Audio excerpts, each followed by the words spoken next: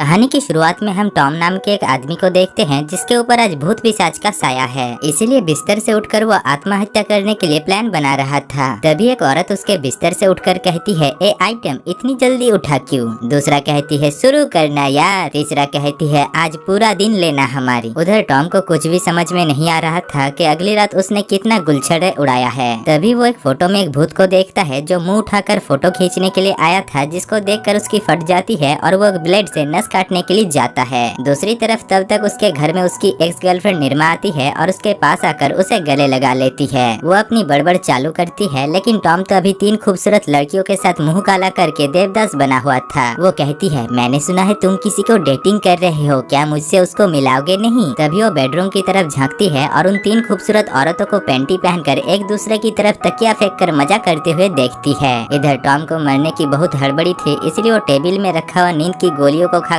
मरने का फैसला करता है। लेकिन इससे पहले वो बालकनी जाकर आखिरी बार के लिए बाहर का नजारा देखने लगता है। इसी बीच निर्मा बातों बातों में उस नींद की गोलियों से भरा हुआ डिब्बा उठा लेती है, जिस वजह से टॉम वहाँ पर आकर बिना देखे ही एक दूसरे डिब्बे को उठाकर सारी गोलियां बिना पानी के जेम्स की तरह निकल जाता है। तभी वो देखता है कि उसने कोई नींद की गोली नहीं बल्कि वाइग्रा की गोली खा लिया है। दोस्तों, अगर आपको वाइग्रा किस चीज की दवाई है इसके बारे में पता नहीं है तो कांग्रेचुलेशन, अभी तक आप बच्चे हो। इधर वाइग्रा की गोलियां खाने की वजह से उसकी मर्दों की ताकत बढ़ने लगता है और बढ़ते बढ़ते वो 1 हाथ लंबा और 2 लीटर की पेप्सी की बोतल की तरह चौड़ा और भारी बन जाता है, जिसकी वजन उससे संभाला नहीं जा रहा था। इसलिए वो लुढ़क लुढ़क कर बालकनी पहुंच जाता है और उसकी वजन से नीचे गिर जाता है। निर्मा आकर देखती है कि उसकी मौत हो चुकी है और हम देखते हैं कि उसकी मौत किसी दुर्घटना से कम नहीं और उसने मरते मरते तो म्युनिसिपैलिटी का रास्ता भी खोद दिया है। खैर, आगे हम एक बेचारे आत्मा हैंगर को देखते हैं जो क्रेन से भारी भरकम सामानों को इधर उधर कर रहा था। उसे पैसों की काफी जरूरत है, इसलिए वो ओवर ड्यूटी करता है, जिससे वो काम बिगाड़ देता है और उसको उसकी नौकरी से निकाल दिया जाता है। आगे वो एक नाइट क्लब में जाता है जहाँ पर एक खूबसूरत बारटेंडर लड़की उससे पूछती है कि उसकी जिंदगी कैसे चल रही है, जिसमें वो कहता है कि उसकी जिंदगी तो एक बस मजाक बन चुका है। तभी उसकी मुलाकात उसकी 2 दोस्त जय और बीरू से होता है और बीरू उसके सीने पर सर्ट होकर उसे वेलकम करता है। जय की बातों से हमें पता चलता है कि जय के बाप ने हैंगर की माँ को लपेट चुका है, यानी उन दोनों के बीच नाजायज रिश्ता था। हैंगर कहता है, छोड़ ये सब कुछ, तुझे मैरी पता है? अरे तेरी झक्कास बेबी कौन भूल सकता है, हमने तो कितनी बार चाय पिया है तेरे घर जाकर। छोड़कर चली गई मुझे, तुझे छोड़कर चली गई, बहुत बुरा हुआ तेरे साथ, चल हम लोग कहीं पर फिशिंग करने के लिए चलते हैं। जिसके बाद वो अपने ख्यालों में डूब जाता है और हम देखते हैं कि अगली बार जय और बीरू फिशिंग करने के लिए जब गए थे तभी वो दोनों एक ही टेंट पर सोए थे और एक साथ उस टेंट के अंदर घोर तपस्या किए थे।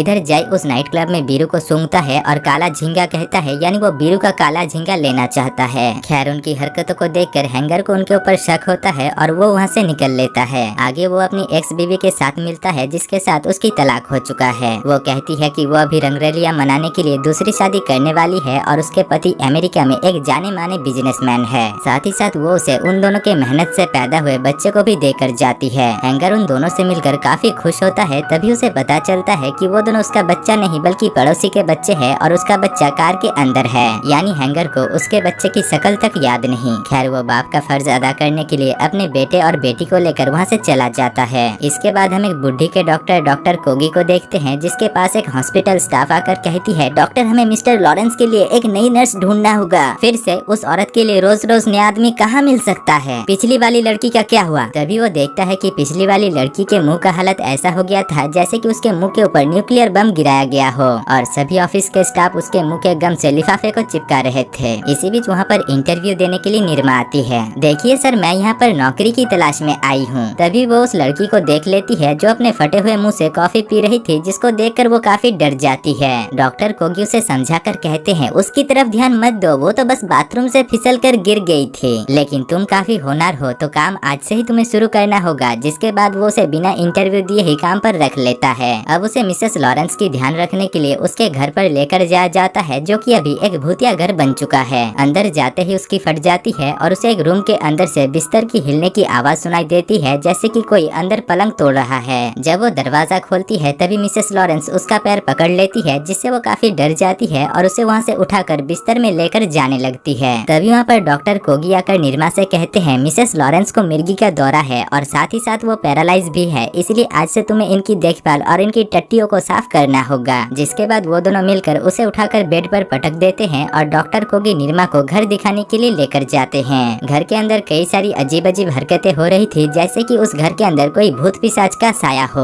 डॉक्टर कोगी देखते हैं कि वहाँ पर हवा में झांटों के बाल उड़ रहा था, इसीलिए वो उन बालों को नीचे उतारने लगता है। बाथरूम का पानी खून से भरा हुआ था, इसलिए वो उसे साफ करने लगता है। तभी वहाँ पर एक बच्चा जॉनसन्स बेबी पाउडर लगाकर निकलता है, जो कि असल में एक भूत है। डॉक्टर कोगी उस भूत को पानी में डुबोकर मारने की कोशिश करते हैं, लेकिन वो भूत का बच्चा मरता ही नहीं साला। इधर निर्मा भी बाथरूम के अंदर आ रही थी, इसलिए डॉक्टर कोगी अपने कपड़े उतारकर उस भूत के बच्चे के मुंह के ऊपर बैठ जाते हैं। निर्मा आकर जब उन्हें बाथटब में नंगा देखती है तो वो कहता है कि वो कई दिनों से नहाया नहीं था, इसलिए आज नहा लिया। जिसके बाद निर्मा इस काम को करने के लिए तैयार हो जाती है। बाहर हम हैंगर को देखते हैं, जो अपने बेटे और बेटी के साथ उस भूतिया घर के बाजू में ही एक 2 BHK का फ्लैट किराए पर लेता है। यहाँ पर हमें पता चलता है कि उसके बच्चे उसे अपना पिता नहीं मानते, क्योंकि उसने पैदा होने से लेकर अभी तक उन्हें कुछ भी नहीं दिया। वो लोग जब बाहर कैच कैच खेल रहे थे, तभी हैंगर जोर से बॉल को फेंकता है, जो कि सीधा निर्मा के मुंह पर जाकर लगता है और निर्मा वहीं पर ही गिर जाती है। हैंगर भागकर उसके पास जाता है। उधर निर्मा अपनी आंखों से कुछ भी नहीं देख पा रही थी और चारों तरफ सिर्फ कोहरा ही कोहरा देख पा रही थी, जो कि उसके मुंह पर एक टॉयलेट पेपर ढकने की वजह से हुई थी। हैंगर उस टॉयलेट पेपर को हटाता है और उसे उठाता है, जिसके बाद वो दोनों एक दूसरे से बात करते हैं और एक दूसरे का फेसबुक, इंस्टा और व्हाट्सएप नंबर लेते हैं। निर्मा कहती है कि वो मिसेस लॉरेंस की देखभाल करने के लिए आई है और उसे अभी बहुत काम है। जिसके बाद वो अपनी बकबक चालू करती है और वहीं दूसरी तरफ हैंगर उसकी बकबक सुनकर उसके प्यार में दीवाना हो जाता है। रात में जब वो थक हार कर शावर ले रही थी, तभी एक हफ्सी भूत उसकी तन बदन को छूने लगता है, यहाँ तक कि वो उसकी सेविंग भी कर देता है। साला मुझे तो लगता है कि यह भूत कोई नाई का बच्चा होगा। खैर, इन सब से निर्मा की फटकर 464 हो जाती है और वो इसकी तहकीकात करने के लिए बाथरूम से निकलती है।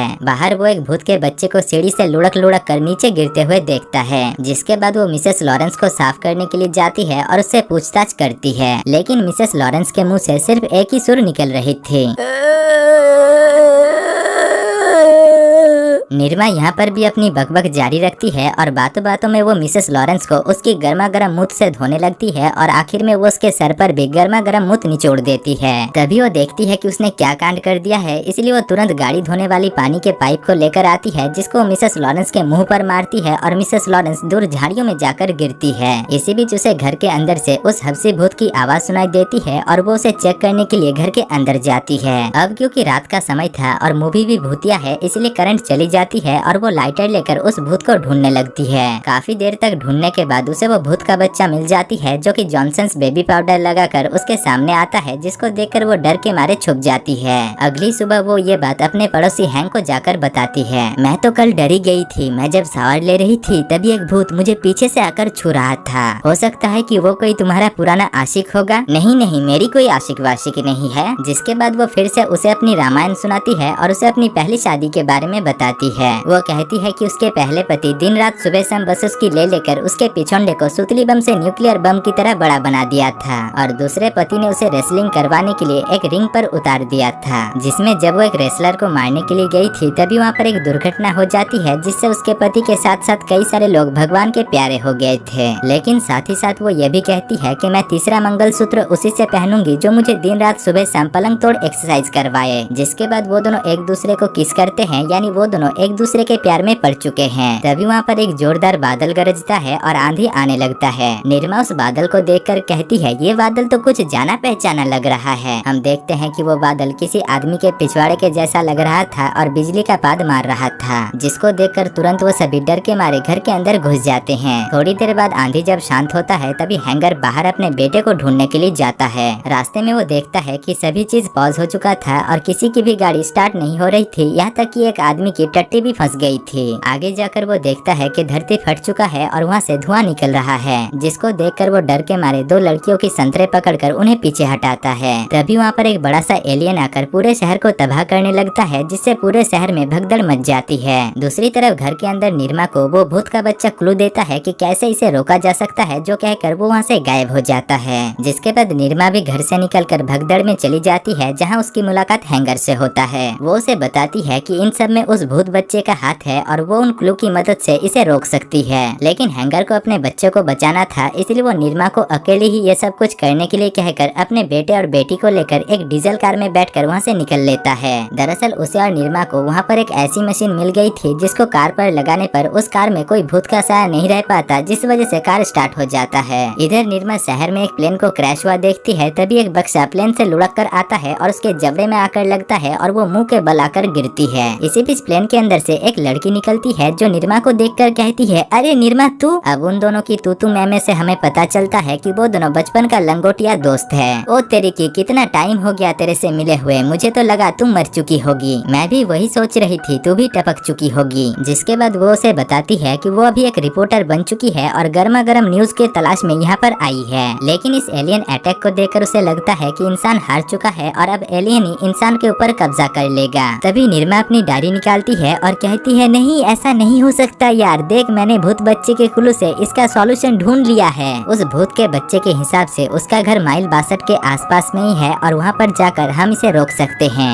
इसके बाद वो उसे वो मशीन दिखाती है जिससे किसी भी कार को स्टार्ट किया जा सकता है और उसकी मदद से वो दोनों कार लेकर वहाँ से जाने लगती है। अब काफी देर तक सफर करने के बाद वो दोनों काफी थक जाते हैं और निर्मा को काफी नींद आ रही थी, इसीलिए वो अपने सर पर कॉफी डालकर किसी तरीके से जगी रहती है। तभी ब्रेंडा देखती है कि वो दोनों माइल 62 तक पहुँच चुके थे, यानी ये वही जगह है जहाँ पर उस भूत के बच्चे का घर परिवार रहता है। वो दोनों कॉस्ट्यूम बदलकर उसके अंदर चली जाती है, जहाँ पर पहले वो दोनों एक अंधी लड़की और एक बावले आदमी को देखती है जो वहाँ पर रेस कर रहे थे। जिसके बाद उस सोसाइटी के सभी लोगों को सुअर के टट्टों से बनाया हुआ बर्गर खाने के लिए दिया जाता है। इधर वो दोनों जब इन सब कुछ की निगरानी कर रही थी, तभी उन्हें दो येलो हुडी पहना हुआ आदमी पकड़ लेते हैं। अंधी लड़की डंडा घुमाकर कॉलोनी के सरपंच के पास आकर उन्हें यह खबर देती है। सरपंच उन दोनों के पास जाकर पूछते हैं, कौन हो तुम लोग, यहाँ पर हमारे ऊपर क्यों निगरानी कर रही हो। निर्मा उन्हें समझाने की कोशिश करती है कि उसे उनका पता उस भूत के बच्चे ने बताया था, लेकिन वो लोग उसकी बात ना सुनकर ही उसे उनके कोर्ट में लेकर जाते हैं। वहाँ पर वो बावला आदमी निर्मा को पटाने की कोशिश करता है और उसके हाथ को उठाकर उसके कांख के गंद को चाटने लगता है। दूसरी तरफ ब्रेंडा भी वहाँ पर एक लड़के को पटा लेती है, जिससे वो लड़का उनका सपोर्ट करता है और सरपंच से कहता है, सरपंच जी ये लोग हमारे मेहमान है और मेहमान अतिथि देवो भव, इसीलिए हमें इनकी वेलकम करनी चाहिए। तभी उस मीटिंग हॉल में वो अंधी लड़की आ जाती है और अपने कपड़े और फिर वो अपनी कच्ची उतारकर एक ताबूत को खोलकर उसमें टरटराकर हगना शुरू कर देती है।